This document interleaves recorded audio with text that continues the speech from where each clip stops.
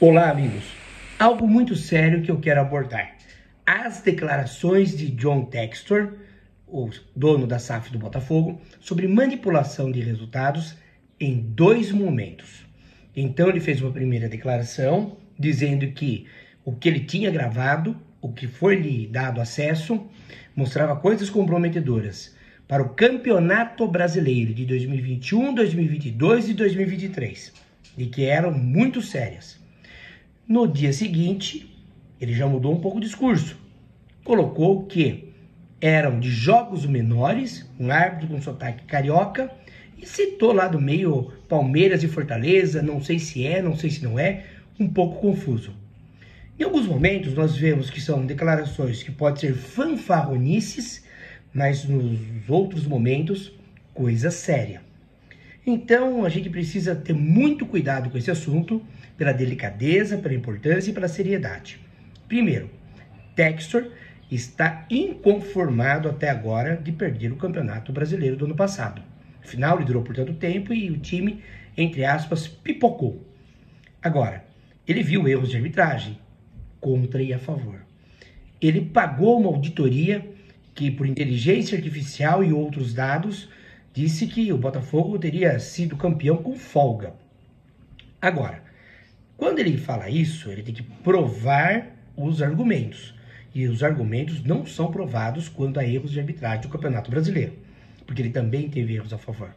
E o time dele, das bobeadas dentro de campo, superam muitos erros de arbitragem contrários.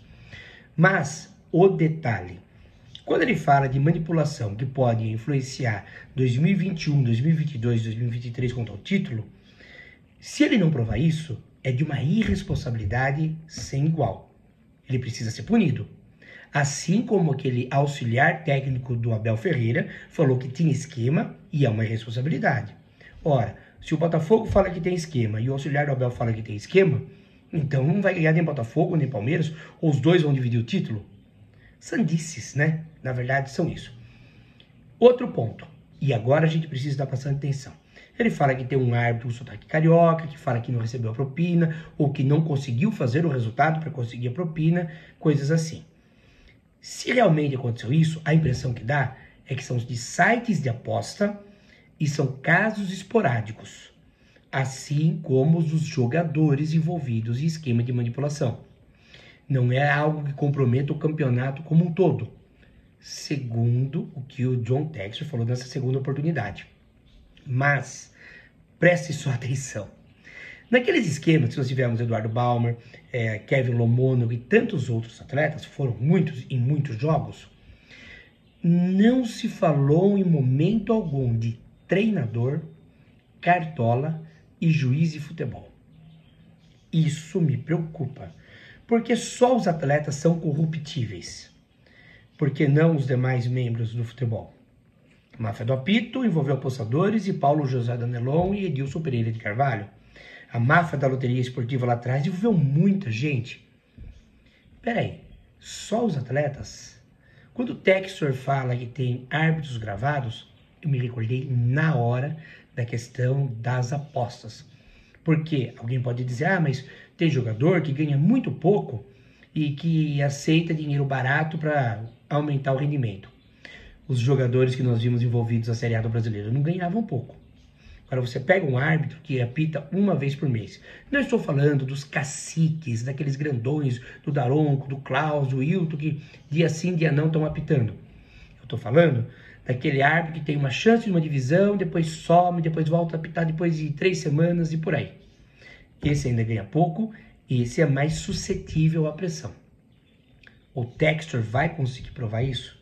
Se ele provar um jogo fraudado, eu vou aplaudir o Textor. Ele está dando um benefício ao futebol brasileiro.